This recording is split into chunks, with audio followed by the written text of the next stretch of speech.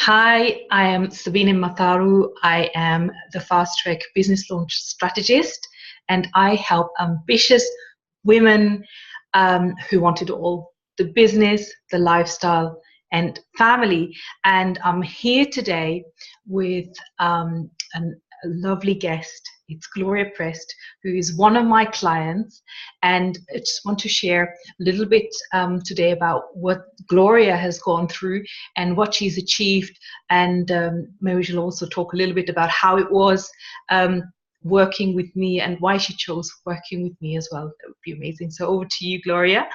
Okay, right. So while I work with Sabina, well, I met Sabina at a network meeting, and we immediately seemed to click.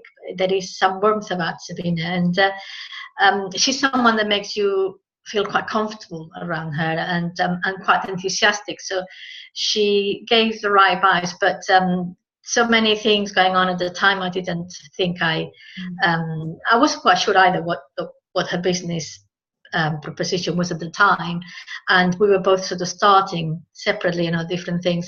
So it wasn't until quite a few months later that we came across each other again, and I decided actually I need that help. In the meantime, I've done a lot of things.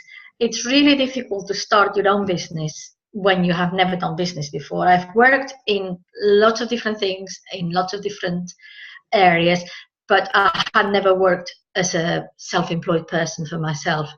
And also because of my age, obviously, when I started working in the sort of late 70s, there was no technology. There was no, you just had an idea, set up shop, opened the shop, and people came in and bought it. So all this new technology and the media, whatever, it's just completely out of my comfort zone. I made also the mistake of thinking, I haven't got a lot of money, so I can't invest an awful lot of money into things like, the marketing for me at the time was like, what is that? So you think, I can build my own website, which I did. It took me a long time, and I did, and it was reasonable, but I thought I needed something more professional. But you get caught in that catch-22. You don't have a lot of money. You don't want to invest a lot of money because you're not producing anything yet. But then, of course, you don't bring in the money so it's a catch-up 22, and you end up spending a lot of money anyway in things that don't work. Yeah. And I guess often backtracking, and it's happened to me as well personally, where you start business and you got this flashy website, but you haven't quite got the basics right, the foundations. I guess this is something that we've been working on,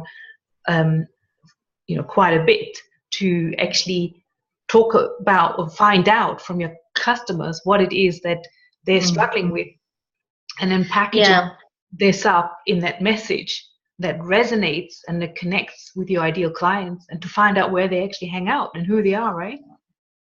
Yes, I had all of those things and all of that ideas, but it's more like the practical get down to do it on. And the one thing that I was missing was accountability. So I had some people I worked with in the past who actually they have helped in focusing more, because when I qualified as a, when I did my degree as in psychology, and then I worked in a school for children with emotional behavior difficulties, obviously that work was already structured for me. I didn't have to. When I decided to go and work with adults and work as a sort of sole practitioner, it was like, there are so many areas, there are so many things, there are so many people I could help with. And all of the areas are interesting. Oh, yes, I could help that, and I could help with that, and I could help with that. And I'm finding some areas particularly interesting, the area of anxiety linked with, with how people keep memories in their body. So to do with somatic therapy, I'm fascinated about neuroscience, how the brain works with things. So actually yesterday I went to see my supervisor, because obviously as a therapist you need to have formal supervision, is a requirement of the job. So I went to my supervisor, and she described it in a way that actually I wasn't sure whether to be flattered or not, but I thought she was quite right. So she said, sometimes because you're so enthusiastic that you're like a little puppy, saying, oh, look, this is shiny or that's shiny or whatever, and trying to catch too many things and in fact not doing nothing. So a bit hyperactive. And working with you has made me focus more and say, right, I have to really decide in which area I'm going to work with. And then the most important for me really is which tools I can use on the media side to get across my message, because I am confident with the work I do, but I'm not confident with getting the message out there to get the clients to come in. And that's where I really have been very grateful for your help, because you have given me the tools that actually can facilitate me, and also to have a look at the language that I use when I communicate, because I tend to go a little bit sciencey or a little bit sort of psychology, which is not really what. Because you do know your stuff, Because I do know my stuff, but people want to. It's how it's going to help them, because at the end of the day, it's all about feeling better emotionally. Yeah, it's not about feeling better scientifically. Exactly, and if you don't get the emotions, that's the main thing that I have learned, and try to bring my enthusiasm a little bit under control, and then know how I can use the tools. Because when it comes to working with clients, I'm confident and I get really good results. The thing that's been a struggle for me is to have the framework in place to communicate what I do effectively, so that people can know that I exist and what I do. So. Exactly. And one of the other things is, obviously, you're gonna just go away for a couple of weeks, and being self-employed, that means, perhaps business stops, right, for some people. Yeah, so it does. What we've done now is we've actually put some steps in place for you to still be visible, and also a process where your clients can actually reach you whilst you're away, and they can even book in their appointments. Yeah, that's great. That really is a great tool. I think that is fantastic, because I have so many commitments as well. Apart from the clients, I have sort of a lot of further study courses.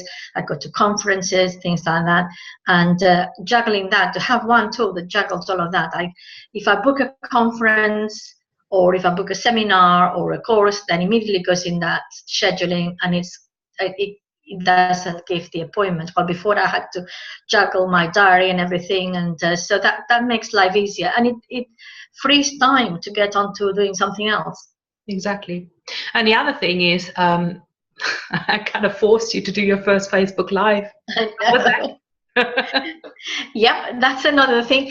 I really had a blog, about sort of seeing myself in video. I still don't like it particularly, but I really had a thing. And though I knew how to do, I never quite got that. I always find something else to do. I know that's what I help people with at work, to get over their own issues. But of course, I don't deal with myself either. So I had this issue, and it was usually that made me do that first one. And after you've done the first one, which I know it works with my clients with anxiety. If you have anxiety, it's something you just have to push yourself, get out of your comfort zone and do it. I know the theory, but I just needed someone else to give me that push, and that was you. It's giving me that right. So now I've been doing. I still need to do more, but I have been doing some posting, and I find actually it's so much easier, because being dyslexic, writing an article takes me longer than just talking to people and saying the same stuff just by talking. So it's been a great. Exactly, and you just bring me to the next point, because we don't have unlimited time and resources, so we're all busy. We have busy lifestyle, we might have family, household, other appointments, and it's about being smart with your time. So one of the things that we did look at is your time schedule, and then help you also create content to be visible, and being able to reuse that and organize your information. So how's that going for you? Yes, I think that the idea of having shorter articles and making a bank of them, and I can do a few and perhaps because I've changed my approach, is easier. Because before, when I wrote an article, I still wrote it as I was used to, in a more scientific way, not for scientists, with clear language, but explaining the whole scientific side of it in a clear language.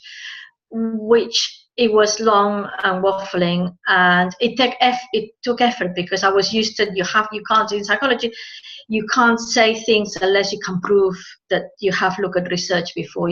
So it was very laborious. Well, now I'm just concentrating on a different kind of message, on engaging the people in an emotional way, and then I have the science behind me to know what I'm doing, but I don't need to show it on a post that I have the science. And that's made my ability to write much easier. It's made it better, because I don't feel like, oh, I need to back this up with evidence every time. And that's why I was thinking, writing an article, you really have to think about it if you write it on a more sort of a professional way. And this writing for media, it still can be professional, but you don't need to put all the professional sort of background information and all the research behind it. So that makes it easier. It's made it, I can write faster and shorter, but still to the point, and engage people. And when they come to see me, if they decided to trust me and come to see me, I have got the knowledge and the background and the science behind me, but I don't need to show it at every time. So that's made a difference. So now I'm building up a bank of shorter, more engaging content that people can, sort of read more easily and see they're interested in, and keep a bank that I can then schedule to be posted at certain times, rather than actually every week or every month think, oh God, what do I write now about?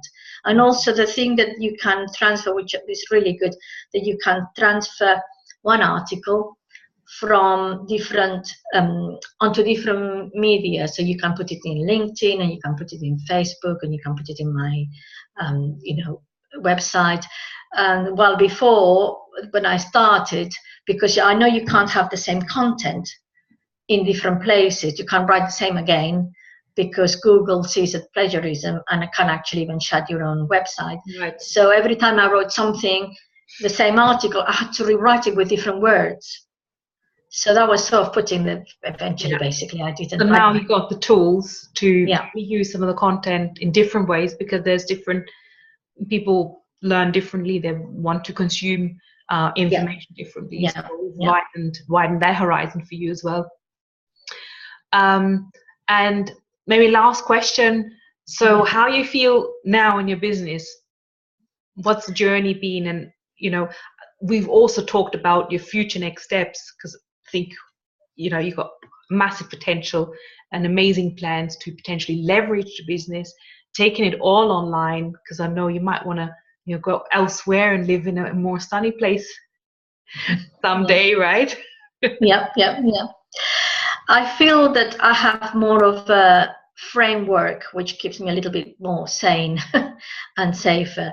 I've got more of a sort of a line of things that I can do, so I feel more relaxed about it. I am more confident on what I need to do, and I know that as I start in the process, it will start sort of paying back. So I'm a lot more confident in that sense. I feel a lot more relaxed about it, and I don't look at Facebook public as which was like before. So that really helps, but it gives me more I have more of a plan, and that gives me more confidence, and I am more relaxed. I'm not, oh my God, I'm not having, my ratio of clients phoning in is not increasing. I keep a steady, ratio, and that's fine. I know it's fine, because I am now building up, and it will come. And I think that it's definitely allowed me to relax more and to feel more confident, because now I know what I'm doing. Well, before I was just almost sort of going out blind, trying different things. And of course, I suppose that's the beginning of most business. I have made a few mistakes on the way, but now I know, so I won't make them again. And then like piecemealing it all together again, isn't it? Like different points of information, but you don't really know how to implement it in your business, and whether it is applicable to your business in that way, or whether it feels right in your business right now, because copying other people's process might not work for you. So I guess we tailor that together, what is right for you and how you want to operate in your business, that's why we created the time planner to start with. When we had this conversation around what are the things you want to fit in a day, what's important to you, like the family time, right, or other commitments, and then we scheduled in when do you need to do the most important tasks in your business, like being visible, like the marketing side of things, which I felt like you didn't really do that much, right? You didn't have that that structure or that accountability in place to actually be doing this on a consistent basis. Yeah. I think if I had my time again, for anyone who's starting, I would go to someone like you or someone with put the structure first, the logistics of the business first, rather than going all over the place and then figure out actually I need to. So put the structure in first, figure out what it is that you want and that it fits in with you, because sometimes you have an idea and then actually when you come to do it, it doesn't sit well with you. And I think the way you work to pinpoint what the person actually wants and what their lifestyle actually works. So if I had my time again, I would have started with a structure and a coach that, you know, sort of, the logistics of it at the beginning rather than somewhere through the middle. But yeah, it's been very. Yeah. Thank you so much, Gloria, for sharing your story. And it's wonderful just to see you, you know, going through this journey and to really blossom, because I can see how passionate you are about what you do. And, you know, the message deserves to go out there, and that you serving the people, you know, you do amazing things. And I think you can only grow from here. You've got a great solid foundation. You know, it was a pleasure to be working with you as well, because, you know, you did do the stuff, right? So you got a plan from me. Together we were working on the topics on a weekly basis. Then I sent you the plan, and you get some homework, right? Yeah. Then you did it. I reviewed it, even down to the copy of the social media posts, sorting through images. We're doing a survey as well, getting leads through doing a survey, setting all that technical stuff up for you as well, right? So there's quite a lot of things that we've achieved and that you've achieved also personally, and how you've grown over the last couple of weeks. So it was a real pleasure. Thank you so much for sharing. You're very welcome. Thank you. It's been great working with you. All right. See you soon. Thank you so much. Take care. Bye.